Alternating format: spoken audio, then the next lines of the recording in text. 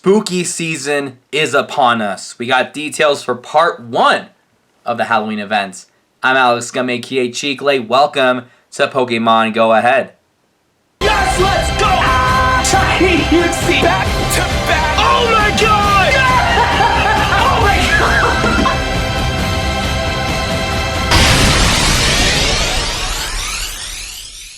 Now, before we get started with the details for part 1 of the Halloween event, I just want to let you guys know that we have a fun little challenge planned for Liquid Community Day, so be sure to stay tuned for that. I think it's going to be pretty fun.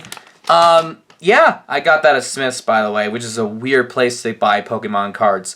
But anyway, we got details for the Halloween events. I'm excited. It's one of my favorite events ever. Hopefully they give us some good stuff. So let's just dive in. Just to let you know that the entire Halloween event is going to be from Thursday, October 20th, all the way through November 1st. But for part 1, it's only going to be for one full week. It's going to be on Thursday, October 20th at 10 a.m., all the way through Thursday, October 27th at 10 a.m.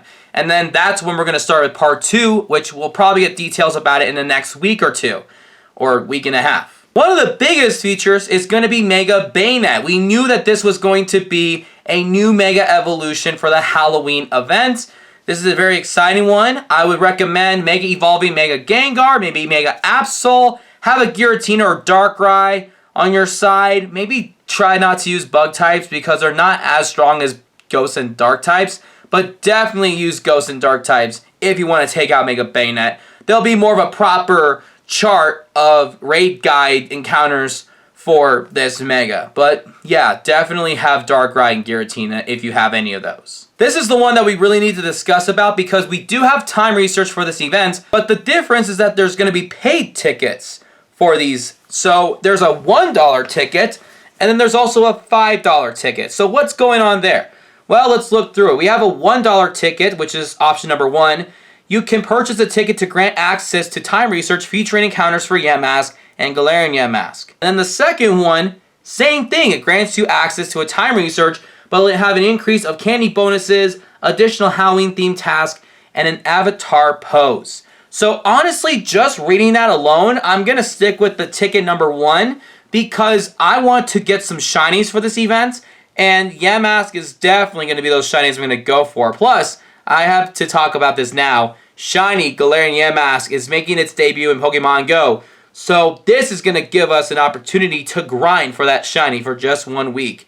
Although it is continuing until the 1st of November, but hey, you just never know.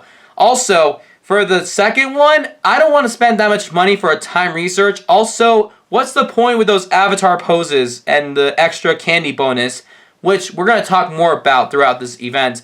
But honestly, I would just go with the number 1, but we just have to wait for details for each time research to decide if we're going to buy it or not.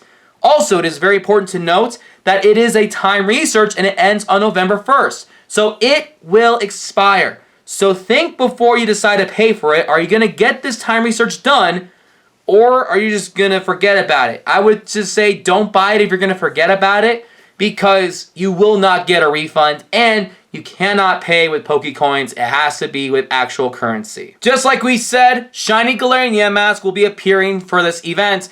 We also have some wild encounters. We have Zubat, Ghastly, Haunter, Spinarak, Murkrow, Mischievous, Sableye, Shuppet, Dusclops, Absol, Drifloon, Yamask, Golett, Phantom, and Pumpkaboo. So there's no Galarian Yamask in the wild, but we could assume that they might drop it on accident. Who knows?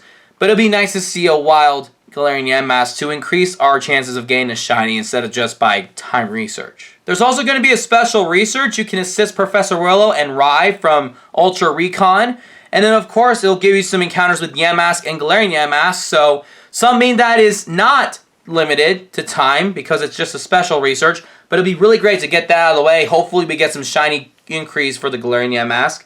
And it's going to continue on to claim from, the time of the Halloween event overall. Next up, we have 7km eggs that have exclusive event Pokemon. And yes, we have Galarian Yamask again, so that gives us a shiny potential to go after it.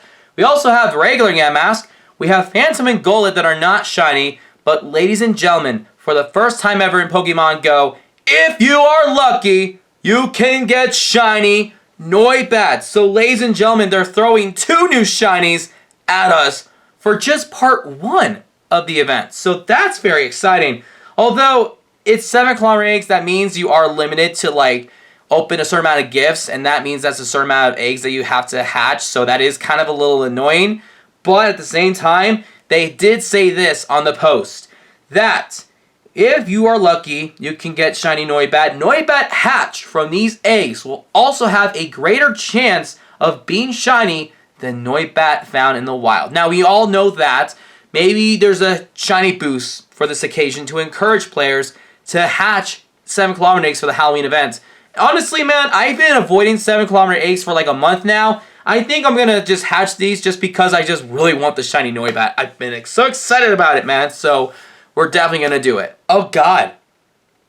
What is that? Ladies and gentlemen, Lavender Town music is coming back for the Halloween event. I love Lavender Town, man. It's so much fun. I like the music they did for Pokemon Go for the last couple of Halloweens. This is really exciting. I cannot wait for that. Some event bonuses that we have for the event: 2 times candy for catching Pokemon, 2 times candy for hatching Pokemon, and 2 times candy for transferring Pokemon. And then, of course, trainers level 31 or up will receive 1 guaranteed Candy XL while walking with your buddies. So, ladies and gentlemen, whichever buddy you want to make, that buddy is going to give you some Candy XL when you constantly walk with them. That's going to be fantastic. Ladies and gentlemen, we do have Giratina throughout the rest of the month of October and then continuing till November 8th. Only that the altered form of Giratina is going to be exclusive until October 27th. But whichever form that you're going to go after, Giratina will learn the exclusive move Shadow Force. Yes, you heard it right, folks. It will learn the exclusive move Shadow Force. This is an exclusive move for Giratina. A lot of people have been asking for this one, so we are going to do a couple Giratina raids. I would like to go for a shiny with Shadow Force, just because Shadow Force is a powerful Shadow Dark Ghost. What the heck is it? A Ghost type? It's a Ghost type move. We also have some 1-star, 3-star, 5-star, Mega Star raids. For Star 1 or 1-star, Sableye, Purloin, Yamask, Galarian Yamask, and Phantom will be appearing in Tier 1 raids. And of course, we might do some Galarian Yamask raids. We don't have to rely on 6 people. We could just solo this thing, like, obviously. For the Tier 3, we have Gengar, which can be shiny because you can get shiny Gengar from Mega Gengar or from that previous raid day from like 4 years ago or something. Umbreon can be shiny, but it won't be shiny in Tier 3 raids for some reason. We also have Drifblim and Drapion. And then for 5-star raids, we have the altered form of Giratina, and Mega raids is Mega Bayonet. And finally, we have some field research tasks for Shuppet, Duskull, Yamask, Galarian Yamask, and Phantom. Everything except for Phantom can be shiny. I hope Niantic could just make Yamask and Galarian Yamask separate field research tasks, because if they put them 50-50, that's not going to be fun. I want them to have their own tasks so I can be able to try to attempt a shiny Galarian Yamask. Not that I'm saying I hate shiny Yamask, but I have so many from previous Halloween events, I don't need another one at this point. Well, I mean, we can get what we get, but I would prefer the Galarian Yamask shiny personally, so if Niantic could consider or reconsider, if they already have it set up, to make them separate, encounters, that would make my entire day. Okay? That would be great. We got some pros and cons, and I don't want to be like too heavy on my opinions about this because we have no idea how part 2 is going to go. We can get a brand new Ghost type or a brand new Dark type in part 2, maybe more shinies or something big happening. But for part 1, I gotta say, overall, I love that we're getting shiny Galarian Yamask, and I love that we're getting shiny Noibat. I just wish that maybe that one of each could be able to be found in the wild, because they seem paywalled. I mean, we have the special research, but like, it's either paywalled or limited, so it's like, so we're gonna have to try to be very, very lucky, because we have not had any good shiny luck recently. So hopefully that this curse be lifted on a very cursed holiday.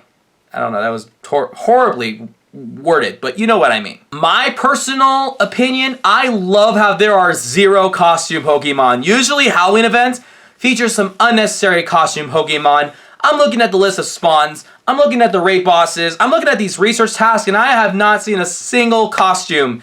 They might throw in one for like part 2, but I'm so happy there are no costume Pokemon, and I know people might have a different opinion, but for those who watched this channel before, you know how much I hate costume Pokemon, so I'm really glad Niantic decided to skip that. I'm excited for that one. Also, Shadow Force on Giratina is a big plus in my opinion. You also have some good 7-kilometer eggs with both two new shinies. Are you kidding? That's amazing. Yeah, it's paywall, and I know it's from 7Ks, so you're limited to how many you hatch per day, but it's a 7-day event. So honestly, that's pretty good. And then I would say I'm a little bit skeptical with the time research for this event because you have to pay a ticket. Like I said, we'll have to get full details on that.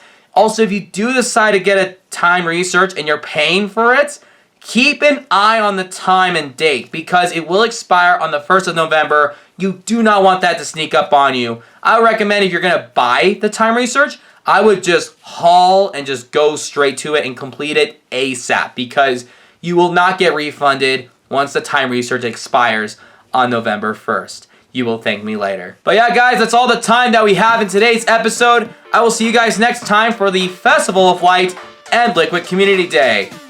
Peace out.